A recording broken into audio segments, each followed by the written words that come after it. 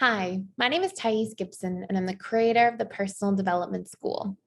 This is your daily breakthrough video, and in this video, we're going to talk about how to stop making assumptions that affect your relationship as a dismissive, avoidant attachment style individual.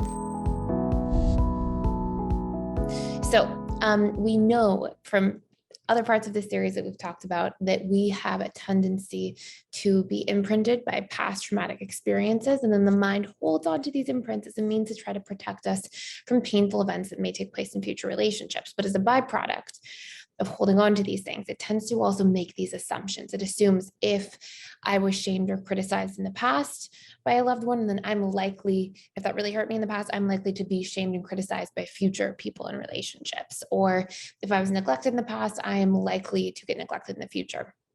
And so what we're going to cover in this video are some of what those core assumptions are as a dismissive avoidant and some things you can do to be for the solution instead of against the problem. So when we become consciously aware of these different assumptions that we carry, we're able to actually take a different path. We're able to change the trajectory that we were on. And let me share an example of this with you. So I worked with a man once who very much that felt that his wife was going to criticize him about something that happened because he felt like he was nagged by his wife a lot. And he felt like very disempowered in the communication in his relationship. So he started getting into a habit in his relationship where he just wouldn't tell her things that he thought she would disapprove of because that was his strategy to avoid criticism. And what ended up happening instead is that over time, his wife would find out that he had done these things and then not talked about them, not shared them, lied about them, covered them up, even though they weren't necessarily big things that would affect the trust in a relationship.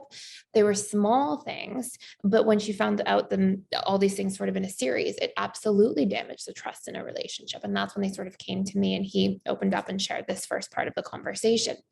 Now, part of this, if he pays close attention, is because he was really sensitive to criticism because of different emotional neglect and criticism he faced in his childhood.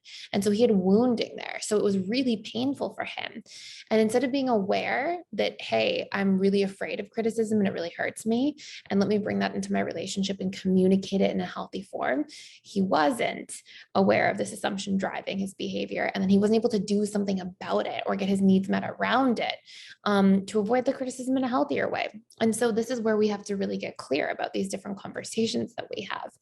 And in this specific situation, what we got him to do is practice communicating going forward about what would benefit the relationship, instead opening up about these things and saying, look, this is where it was coming from. This is what was happening at the time. I was trying to get a need met, or I did this thing that you might not have approved of because I wanted to just stay out a couple hours later and have a couple drinks with my friends. Like, it was things like that around his lifestyle, his health choices, something to do with smoking cigarettes as well, that he didn't want to share with his wife. And, you know, like over time, though those things are small and personal, it's easy for somebody in an intimate relationship when they find out you've been doing all these different things and not sharing them, and in fact hiding them, to then feel like there's a little bit of an effect to the trust. So instead, it's, hey, I'm working to overcome these habits that are not the healthiest. It's going to take me time. I need patience and support around these things. And that's how I'm going to move through them, instead of just getting criticized or nagged and then feeling like, okay, I'm having a hard time with these things already on my own. Now I'm getting criticized for them. Now I just want to shut down and not even share them with you or share my vulnerability with you. Now, these major assumptions that he was carrying at a subconscious level, right, were I will be criticized, I will be shamed, I will be misunderstood, I am defective, right? Like his underlying meaning he was giving is like, I smoke a cigarette when I'm not supposed to be. And it's not that I have a bad habit. It's that there's something wrong with me at my core. If I open up or I'm vulnerable, I will get hurt, be neglected, or seem weak. And so these are major assumptions that drive dismissive avoidance, and they lead to different outcomes that are obviously not optimal. And so if you look at, as a dismissive avoidant or as the loved one of a dismissive avoidant, what does your life look like when you're making these assumptions? When you think, oh, if I open up and ask for help, I'll be seen as weak, or I'll be criticized or shamed, right? It leads you to shut down. It leads you to push people away. It leads you to ice people out, and it hurts. And it affects the relationships around you as well, because they obviously want to be there. Most healthy people want to be there to support, and they don't understand why they're getting iced out. And a lot of it is because of actually the dismissive avoidance, internal shame, and then these assumptions kind of combine that create those specific outcomes. And other ones that can be in there as well are, I will lose my identity if I get in a relationship. If I let somebody get too close to me, I will then be trapped or powerless. And so there can be these dynamics of that too. Like, these assumptions cause somebody to push away or shut down. And really, if we could question these assumptions, and if we could create healthy strategies to be for a solution, like saying, hey, I love you, I want to be in a relationship, if that's something that the person's feeling. And then, but I also need a certain amount of time to myself, and I need time to recharge on my own, and I need to partake in these activities that make me feel like myself, whether it's like playing a video game or watching movies or whatever it is that like is DA's thing. That's how you get the best of both worlds. It doesn't have to be this mutually exclusive thing, which is often the way, the lens we see things through when we have these subconscious assumptions that drive the way we perceive situations, and then the way we cope with those situations, right? If I'm dismissive avoidant and I believe that I'm going to be shamed for my behavior, and that nobody's going to understand me or why I'm doing the thing, whatever it might be, then I'm going to shut down, of course, right? Then I'm going to push people away, of course. And so if I can instead say, these are the things I can be more accepting within myself, and then I can ask for support or understanding around them, now we have a different trajectory or path. So what I urge you to do as a dismissive avoidant is question some of these assumptions, really try to poke holes in them.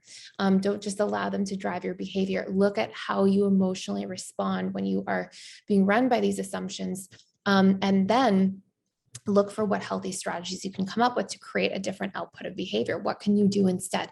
And if you want extra support in that process or journey, we have the dismissive avoidant attachment style reprogramming course that literally goes into giving you all these tools. It helps you understand some of the core wounds, some of the assumptions, how to reprogram them, how to communicate and speak up about your needs. And what this leads to is you being able to have a relationship to yourself, have your independence and autonomy, and have closeness at the same time, and not always see them as mutually exclusive things.